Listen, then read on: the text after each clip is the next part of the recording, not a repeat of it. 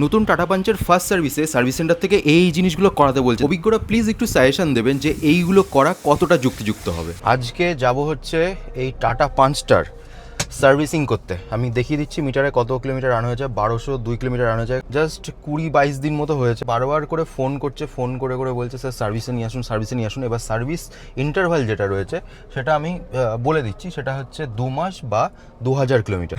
So গাড়িটাতে কিছু problems বেরিয়েছে। দেখার বিষয়টা যেটা হচ্ছে সার্ভিসে গিয়ে কী কী ওরা কাজ করে, কস্টিং কত আসে। ফার্স্ট সার্ভিস হতে চলে এসেছি নিবিড় মোটরসে।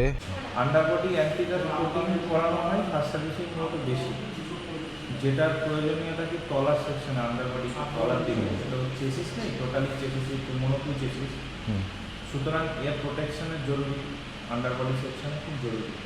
সেটা তলার দিকে রাবার পেন হয়, রাবার বেস পেন, যেটাকে আমরা অ্যান্টিগাস কোটিং বলি। 2 বছর ওয়ারেন্টি থাকে, 2 বছরের মধ্যে দোষে যাক চলে যাক আমরা ওটা রিমুভ করি।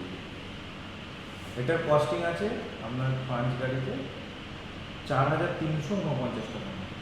ক্যাম্পের জন্য ওটা মোটামুটি আপনি 3750 থেকে 3800 টাকার মধ্যে ওটা আপনি পেয়ে যাবেন।